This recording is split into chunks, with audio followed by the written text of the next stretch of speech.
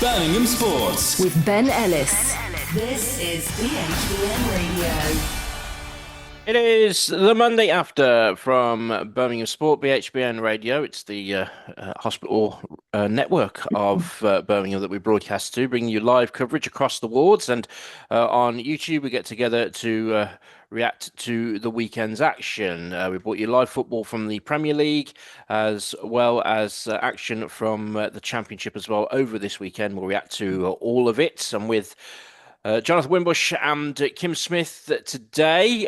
We're going to do a bit of creative editing. We've already, at this point, had our conversation about Wolves, which will be spliced in, and we might actually run out of time when it comes to talking about Villa. I haven't decided yet, but what I will do is make a non-executive decision. I don't have the power to make an executive decision, but I will make the non-executive decision that Alan Fox and Mike McGough are not to broadcast Aston Villa games together again for BHBN. They did the FA Cup semi-final together, and they did the Everton game. So if somebody can write that down and make a note of it, it is not to happen again.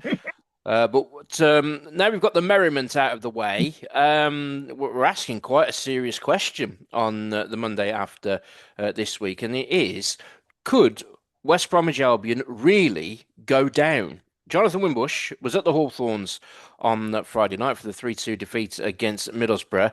John, this is getting serious now, isn't it? It is, and it's really concerning. Basically, the 3-2 defeat. Okay, it was against the team coming, aiming for promotion, but it's really I can't understand what has happened. I mean, we've let too many late goals in. That's a given. We had the late goal against Leicester. Yes, we had the late goal in extra time against Swansea, and now another late goal against Middlesbrough from Danielo Bergzorg. But yeah, it's a case of we're scoring. Scoring's not a problem now, but we just keep conceding way too many late goals, and it's costing us points. And given results elsewhere, we're 19th in the table. And I said this last week, we're in danger of looking over our shoulders.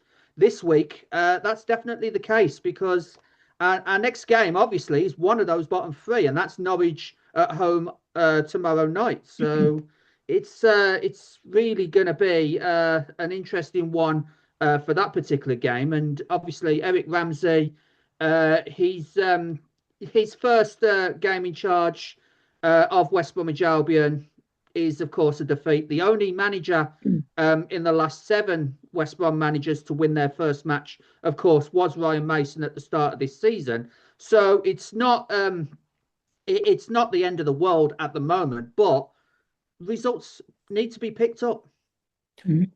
Well, let's look at what's different now with a new manager. The first thing to say was it was a different formation. It was 3 at the back with Illing Jr. and Mikey Johnston as wing-backs, who, to my knowledge, have never played that position in their professional careers. And so it was a bit experimental. My concern, and I don't know if you got this from watching it, obviously being at the Hawthorns on Friday night, is if you're going to... Well, there's 2 things with Mikey Johnston, for instance, is... If he's playing white, he's not easy to say. He's playing right wing back because he's right-footed, but he prefers to play on the left and cut inside, which is what we usually see from him. Yeah. And there's also, if you're going to be a wing back, there's the defensive responsibility as well, which is something that would be quite alien to him too. Is this going to be the way with Eric Ramsey? Is he coming sort of Ruben Amorim style? No, this is the way I play. This is the way all my teams are going to go. This is what's happening. Or is he coming and thought, I need to try something anyway, just to try and lift this lot because nothing seems to be working. We'll find out more, I suppose, with how they line up against Norwich. Yeah, of course. And we had the team sheets in the media room at the Hawthorns just before kickoff, and both myself and Rob Richards, our BHBN colleague, who was there as well, was trying to work out, who was going where, and it was a really big debate for most of the media room, and we had some, shall we say, favourable sources who told us that this is how Eric Ramsey likes to play. He likes to put his best wingers as wing backs and play like a 5-4-1 formation. Um, for the most part, it was like West Bromwich Albion was on the front foot. Middlesbrough didn't know how to deal with it, but then they got their goal, which was an unfortunate own goal from Charlie Taylor. Don't know if he knew too much about it. And then, of course, after half time, they went 2-0 up, and it took a great free kick low into the corner from Isaac Price, and of course Jed Wallace again coming off the bench and scoring. But it was really confusing. It was like the main topic when the team sheet came out as to where Mikey Johnston and Sam Illing Jr. was actually going to be playing, because he had Christian Bielik in midfield and he had Callum Stiles in midfield as well. So we had essentially five defenders, and two of them were in the midfield in like a 5-4-1 formation. It was really strange. You mentioned the free kick to get them back in the game. Justice was done there because it was a penalty. The challenge was inside the box. It should have been given as a penalty. So that got kind of the ball rolling for them. But that, again, getting back into the game with Jed Wallace, as you say, but that Achilles heel, again, which has been the case all season, is goals. I think after 85 minutes, West Brom have conceded more than any team in the Championship. So that's something that Eric Ramsey has got to put a stamp on and get sorted sharpish. Yeah, of course. So concentration is key throughout the entirety of the match, and West Bromwich Albion have been guilty of lapses in concentration after the 85th minute, which has resulted in goals. I mean, Abdul Fataru's goal for Leicester, that was a defensive lapse in concentration, as was the one on Friday with Danielo Bergzorg. So it's got to be concentration. This is what I believe Eric Ramsey needs to get the team working on, concentrating for the entire 90 plus whatever stoppage he's added at the end. Keep focused, keep switched on, and obviously keep the shape and get the result over the line. Kim, should John and his fellow Baggies fans be seriously worried, or have they got enough to stave off the threat of relegation? Oh, that's a good one. Well, I think one of the key things is that whatever does happen, it's got to happen with the squad as it is at the moment, because we know it's extremely unlikely that anybody else is coming in. So Ramsey's got to work with what he's got and try and get the best out of them. I can't remember how many you've got down with injury at the moment, John. Are there any sort of in the physio's room that might improve things a bit? Well, I think because there was no Alex Moa and no Jason Malumbi in the squad on Friday, and I believe that's where Bielik and Stiles came into it. So, Alex Moat and Jason Malumbi, two of our key midfielders, currently out with injury. Yeah, that's important. There's no doubt about that. I mean, if nobody's going to come in, and obviously we tried to come up with some names on Ed Mackay's window of opportunity, we couldn't really do it.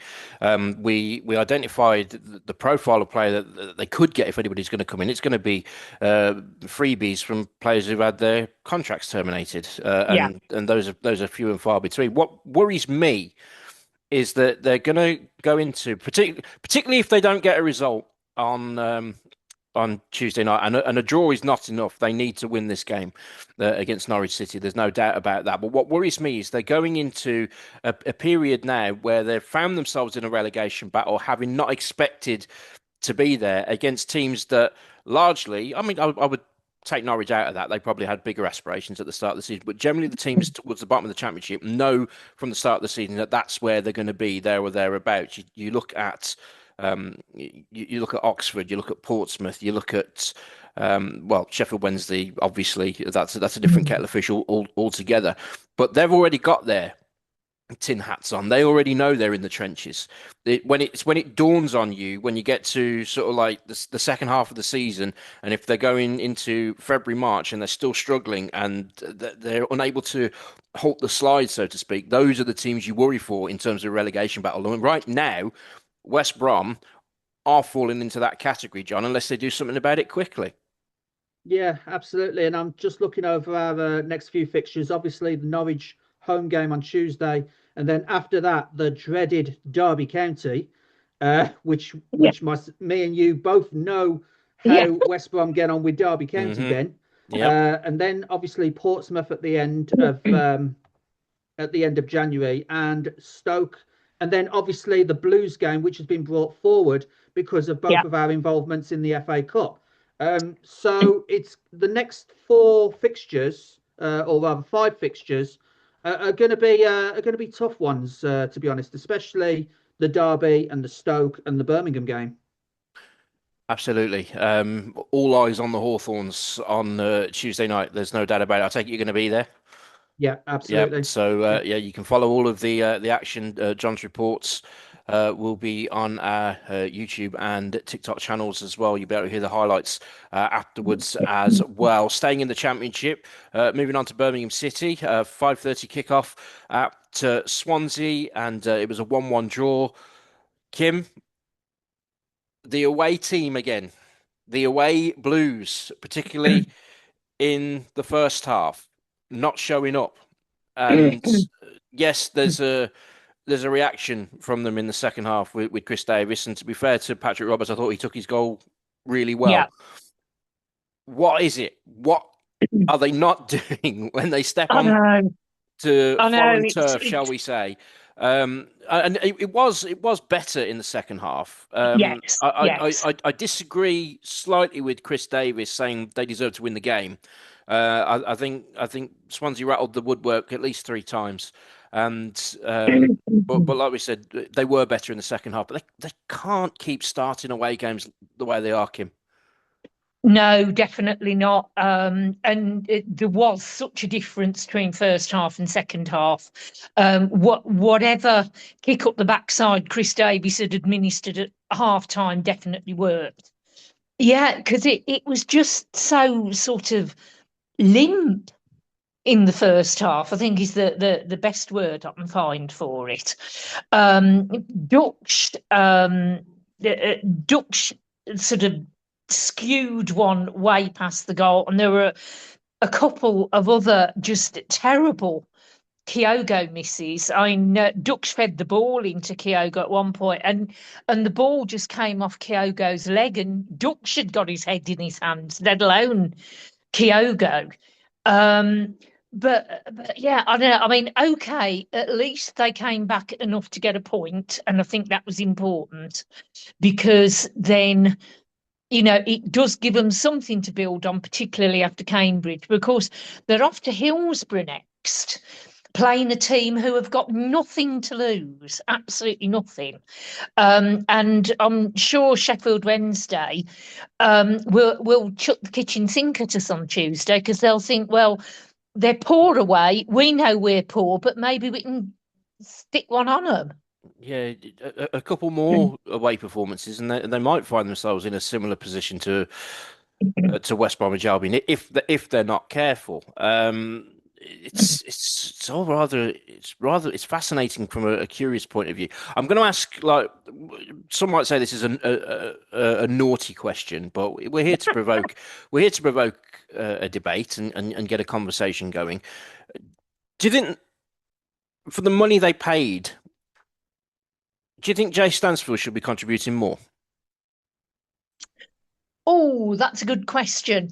I know he has been carrying a knock for a while, and then he did get a dead leg. But there is a huge difference between Stansfield at home and Stansfield away.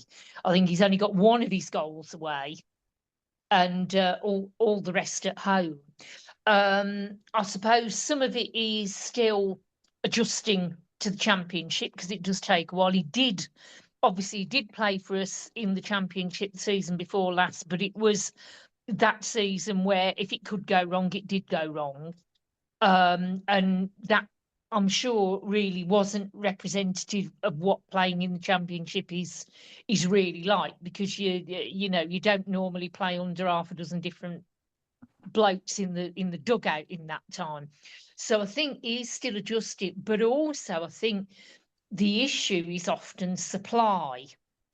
Now, of course, Wagner, although not the he wasn't up to it yesterday, but obviously his first two games have been very good, and also John Solis, who has just come in. It will be interesting to see if he plays on Tuesday, because he's supposed to be a supplier, and of course, if strikers do get fed enough, they will score. But when they're not getting much, it becomes a lot more difficult. Yeah, 15 million they pay. That rises to 20 million with incentives. Not sure at the moment Yeah, what those incentives are. It was a record fee for a club that were in League One, which Blues were at the time. And I think that record will stand for a very long time. I don't see a a League long One team time. Yeah, parting that with that kind of money anytime soon. When you think, relatively speaking, that's 15 million Championship stroke League One. That's 50 million plus in Premier League terms for the kind of yeah. return I would imagine you would expect to see. And okay, fair enough. He's been carrying a knock. They might be looking at the service, but I'd want to see Haaland-esque type numbers for the Championship for that amount of money, for that amount of money that's been paid. And I don't know if that's Yeah, harsh yeah. or whatever, but okay. So as you quite rightly say, Hillsborough against Sheffield Wednesday midweek. Then it's Stoke at home, live on BHBN on Saturday. I'm assuming you'll be there, Kim? I will indeed, and Yes. Stoke at home is going to be very hard work, I think. Yeah, they've fallen off from the start of the season Yeah, that they yeah. had, but it's never going to be easy against Stoke, is it? I mean, No, that's a given. But you know, the usual Blues atmosphere, making St Andrews a rocking place to be, make it difficult for Stoke. Let's see if Blues can come away with the 3 points. The Monday after from Birmingham Sport, BHBM Radio, we're turning to the Premier League after this. BHBN Radio has been going since 1952. It is run entirely by volunteers, 24 hours a day, 365 days a year. Right now, BHBN needs friends like you to ensure it can broadcast to hospitals, care homes, and into the community for many more years to come. You can help by donating through our Just GoFundMe account. It's easy. Simply go to our website, bhbn.net, scan our GoFundMe QR code, and in a few clicks, you can help us out. If you're a taxpayer, you can give 25% more through gift aid at no extra cost to you. BHBN Radio. Monday after from Birmingham Sports at BHBM Radio, through some kind of high-tech wizardry, we've gone back in time because earlier on Sunday, finished goalless at Molineux between Wolves and Newcastle. Our own Andrew Morgan was there, and I'm talking to him now from Molineux. It's just finished. Andrew, that was one of the better 0-0s. I enjoyed that more than the scoreline would suggest. It's interesting. I got a little bit of a flash on my phone from Sky Sports that read drab at 0-0 draw. It wasn't drab. I mean, in the second half, it was turning into an end-to-end contest. The tackles were flying in. I mean, the referee, Sam Barrett, walked off to a ring of boos by the Molineux faithful because it really was getting a little bit tetchy and it was getting very exciting towards the end. Both teams really came to try and attack. They were able to pick apart each other. There were chances at both ends, and I think both teams will look at it as 2 points that were lost as opposed to a point gained. And relatively speaking, that's quite something, isn't it, when it comes to Wolves? I mean, when you think 6 weeks, 2 months ago, it was the end of the world as far as Wolves were concerned. I mean, I think they've largely accepted their fate, but it's how you go down, and that's what Rob Edwards has come in and injected some positivity around the place, and it's certainly a game that, had it been played a couple of months ago, you'd have gone into it feeling very sort of trepidatious. But there was always a feeling that they could get something today against a Champions League team, a team that's in the semi-final of the trophy that they won last season. Now, and that's quite the difference, isn't it? I think so. Yeah. I mean, I did games here in the middle of December against Manchester United when it was a 4-1 loss, and you've got people leaving after 75 minutes. You've got boos ringing around the ground. You've got Rob Edwards doing his circuit of applause, and there's nobody there to really applaud to. And his press conferences were quite repetitive in that the players are believing, they're showing it in practice. They're not able to put it together in a game. Now it seems to have completely flipped. That Christmas run against United, Everton, West Ham, and then Shrewsbury, obviously in the FA Cup.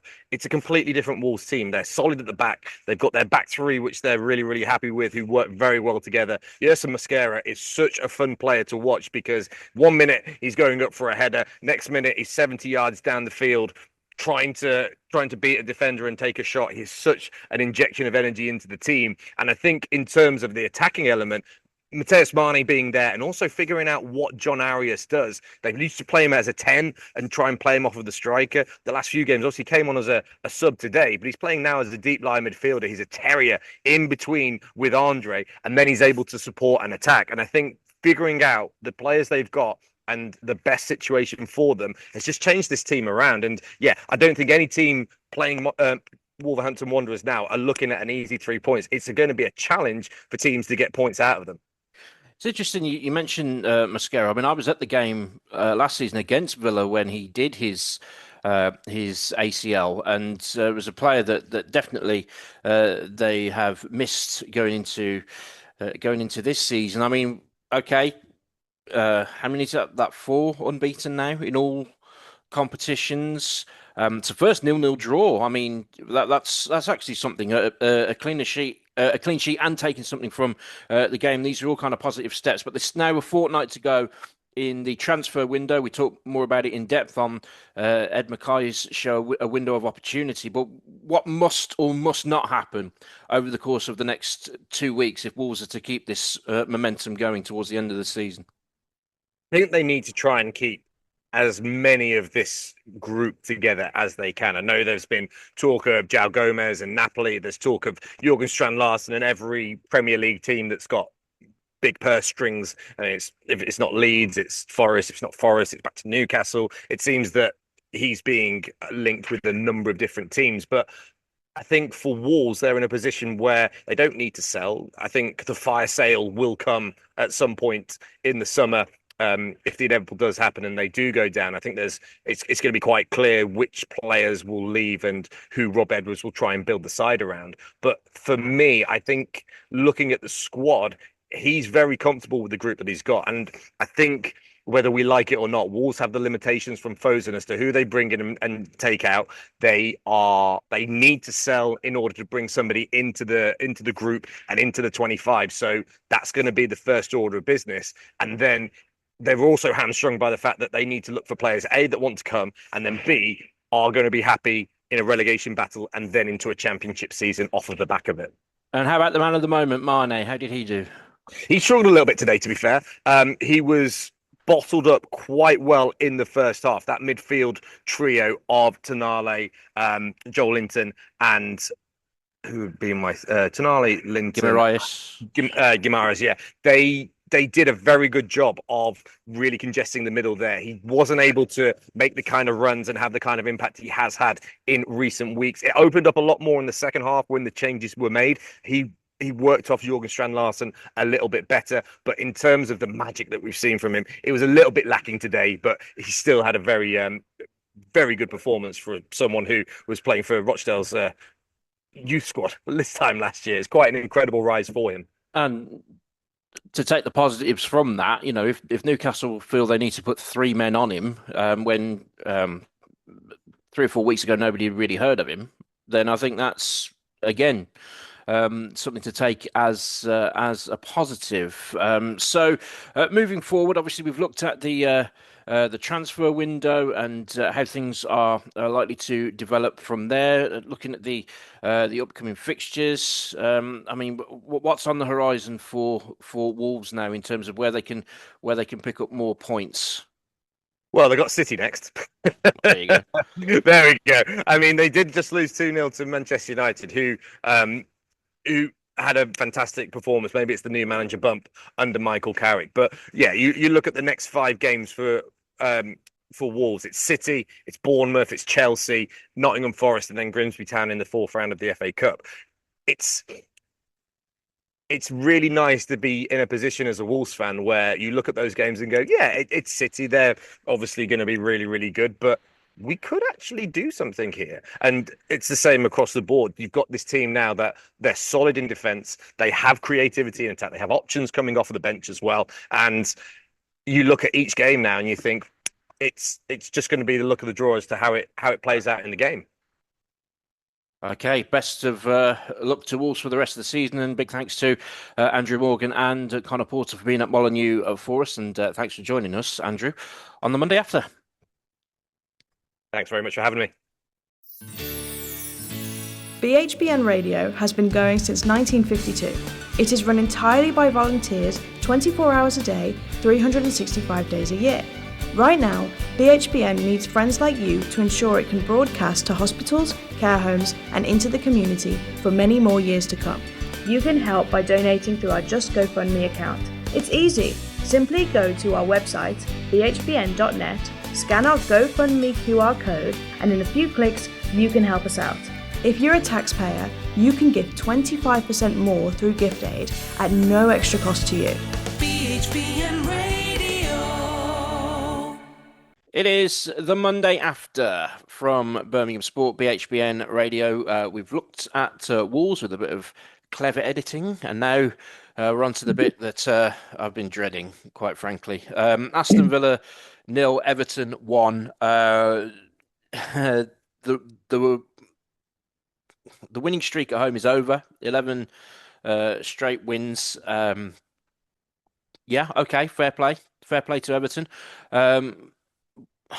I'm assuming you both watched it as I did. As I said at the top of the show, never again should Alan Fox and Mike McGough cover Aston Villa together.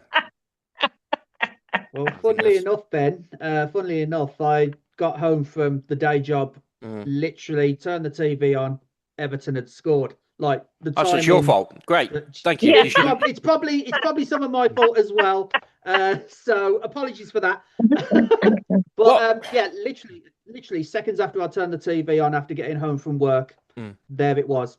1-0. What it was a perfect David Moyes type game, and I don't say that nastily either. Okay, it's perfect for the way David Moyes has always set his teams up. Yeah, hard-working, defensively sound, really good game management, and yeah, I mean, if I'm honest, I thought the first goal in the first half, the header, I thought that should have stood. I didn't see a problem with it. The lad who nodded it in wasn't offside, and I don't think the lad who was given offside was doing enough to interfere. But you know, had it been at the other end, I'd have been absolutely furious. So you've got to hold your hands up about that kind of thing.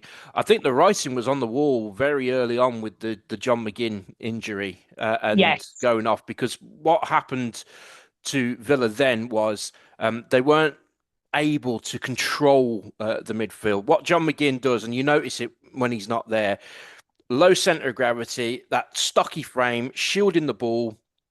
Will pick up a foul if he needs to break up the play, but often he'll shield the ball and he'll move the ball onto players who like to then play through. Villa weren't really able to do that against Everton once he'd gone off. And what it does is it leads to a bit of a concern now that the transfer window's got less than a fortnight to go. In terms of numbers in the middle of the park for Aston Villa, Boubacar Kamara could be out for quite a while after picking up the injury at Spurs. Onana's still out. Barkley's still out. How long is John McGinn going to be out now? We don't know so much. And for an area of the field which was so strong for Villa, only a couple of weeks ago, this is how quickly it can all turn around. Hey, I'm not a doom and gloom merchant, all right? I'm not the one going around saying that this is the end of the world and we were rubbish today and we'll be lucky if we don't finish in the top four, blah, blah, blah, blah, blah. Shut your mouth, social media. This is what really gets to me with the weakness of people's minds when it comes to some of the social media I was reading after the Everton game is ridiculous, quite frankly. Would you rather support Spurs right now? You know, what about Crystal Palace? Oh, they're a laugh a minute at the moment, aren't they? Yeah. You know, even Manchester City. You know that they were Yeah.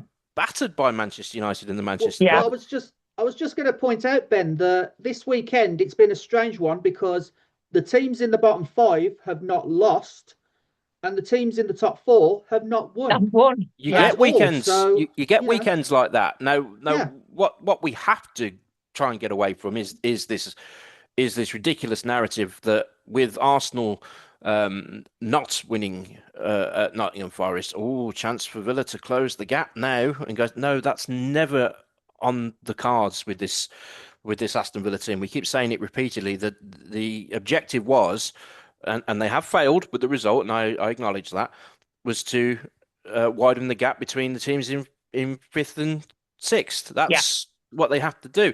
I think. Well, as I say, we mentioned it on Ed Mackay's window of opportunity, the likelihood of Tammy Abraham coming in. Ironic that Daniel Marlon scores on his Roma debut. Yeah. Yeah. Yeah. But I still don't think he'd have scored for Villa against Everton. I thought it was one of Villa's poorest performances in the final third for quite some time. But again, Morgan Rogers nearly came up with a bit of magic. But you have to say fair play to Jordan Pickford for the Yeah. save in the top corner. But I think this issue now with the players who are out in the midfield might just force their hand in terms of the market. Some kind of loan player that could come in. Having said that, you try and look for the positives where you can. I thought the young lad George Hemmings came in and did all right when he came on to the field, and you know he could be one who could step up, certainly in the way that Bogard has stepped up in recent weeks. But no, you have to take it on the chin.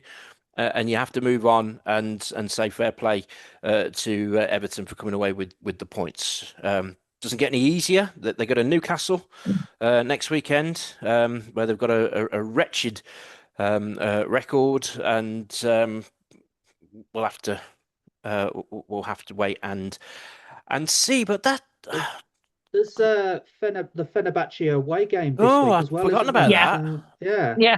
do you know? Yeah, Do you know? for the I've Europa League. genuinely forgotten about that. And I saw a story where some sort of ban that had been imposed has now been lifted, and a certain John Duran will be eligible to play against Aston Villa on Oh. Thursday night in Turkey. And away games in Turkey and Europe are always very, very difficult.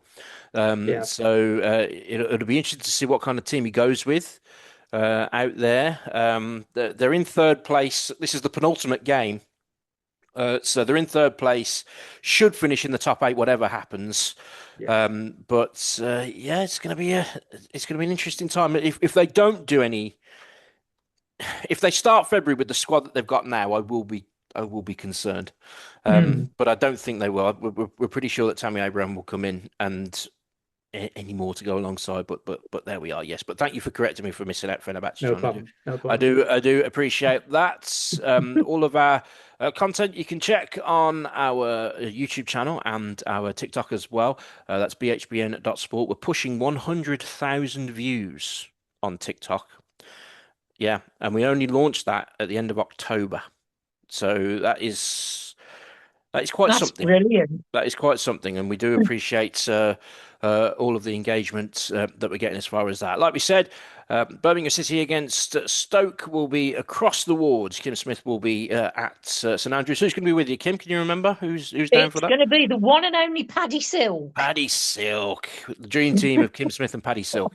And it's not all good news though. I'm going to be in the studio chairs, but we'll be all right. We'll muscle on. We'll get through it, and we'll review all of next weekend's action next week on the Monday after. what sort of shape will West Brom be in by then? That will be the question. Who West Brom got at the weekend, John? Did you mention that earlier? Yeah, we've got It's Derby on the Friday night. Derby on the Friday, night. yeah. So another Friday game, yeah. Okay, and we will review it all. For Kim Smith, Jonathan Wimbush, Andrew Morgan, who was with us earlier at Molineux. I've been Ben Ellis. Well, I still am Ben Ellis, and this is the Monday after. Birmingham Sports with Ben Ellis. This is BHBN Radio.